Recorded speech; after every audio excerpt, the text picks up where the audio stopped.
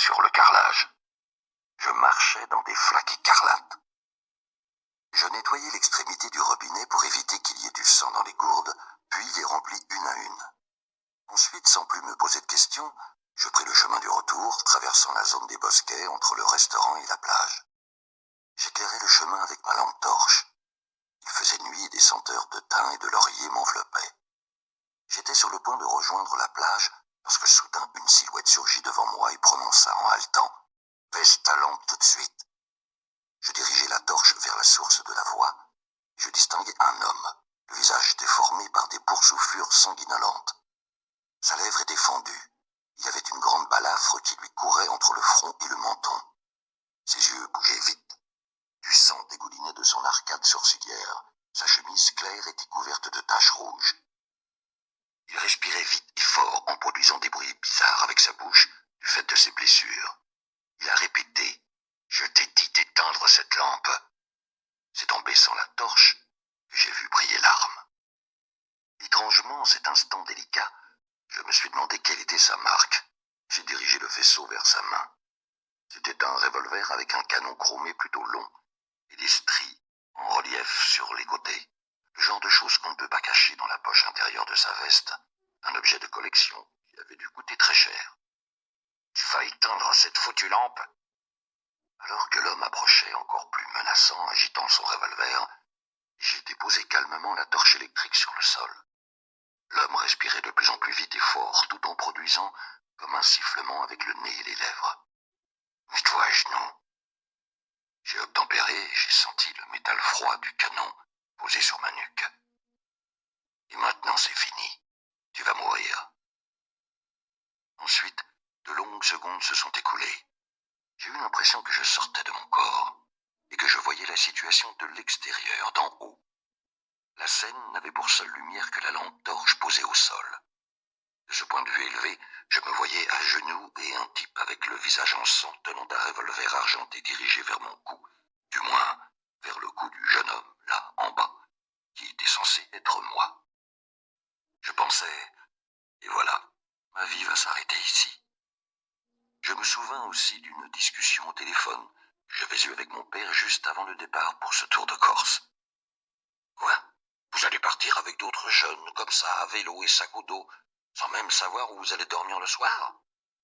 On a des tentes et des sacs de couchage. On peut se mettre n'importe où, sur le bord de mer. Cela peut être très dangereux. Nous serons 8. Tu ne te rends pas compte, Bernard, vous pourriez quand même vous faire agresser. Par qui ? Par des types qui voudraient vous détrousser par des... Mais papa, on n'a rien à voler, on a 14 ans.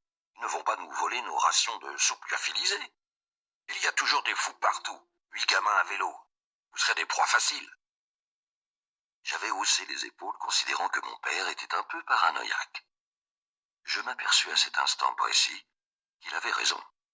D'ailleurs, avec le recul, je dirais que dans ma famille, ce sont les plus inquiets qui ont survécu. Les optimistes n'ont pas fait de vieux os. Mon esprit était toujours en dehors de mon corps, regardant l'adolescent à genoux avec le type qui respirait fort à côté et qui tenait un revolver chromé braqué sur sa nuque. Une idée encore plus forte m'accapara. Qu'ai-je fait de ma vie ? J'ai 14 ans, et qu'ai-je accompli ? Je vais mourir sans avoir produit quoi que ce soit d'intéressant. C'est une vie pour rien. J'eus aussitôt un énorme sentiment de gaspillage.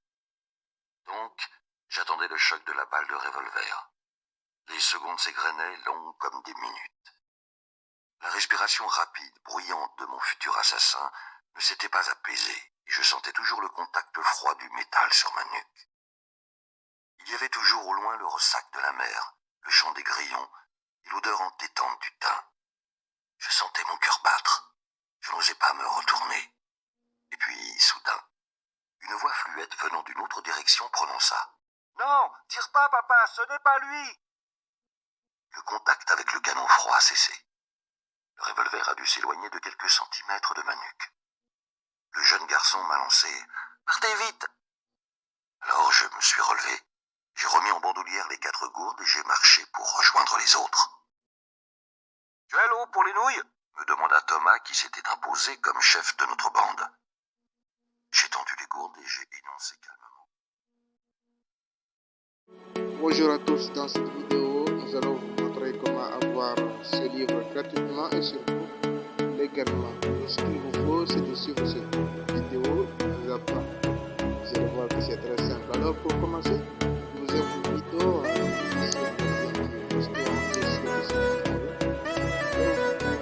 vous allez vous trouver dans la même page que moi ici.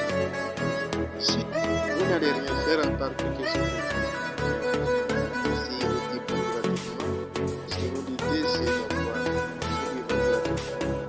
pendant que les autres mots, on va le connaître gratuitement jusqu'à justement. Nous allons faire ici. Pour ceux qui n'ont pas Amazon, nous allons créer un compte. Si vous faites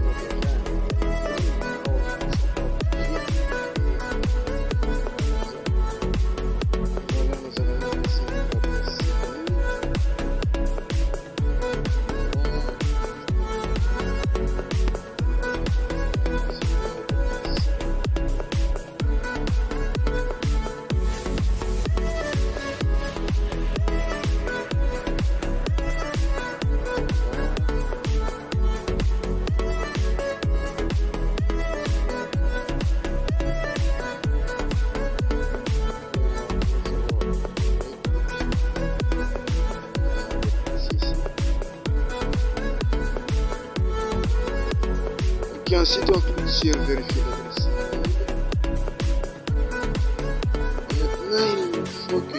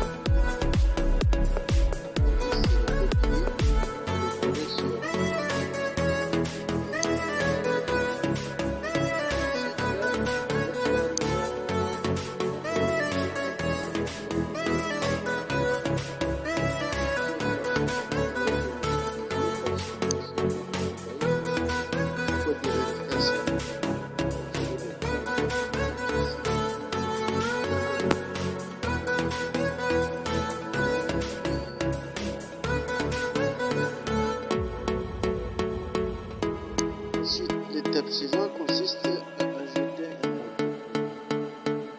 Et ne pensez pas, vous serez débité à quoi que ce soit. Voilà. Je vais vous montrer. Ensuite, vous remplissez ici. Il s'agit de la juste. Ensuite, vous serez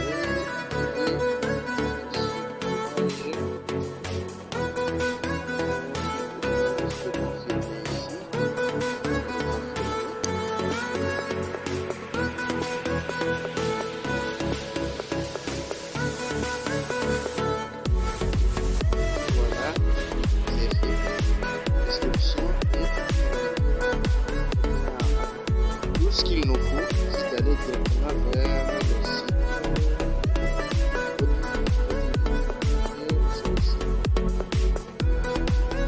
Il nous suffit juste de taper au livre. Vous voyez, on est déjà connecté sur par exemple. Nous allons aller sur les bibliothèques. Voilà.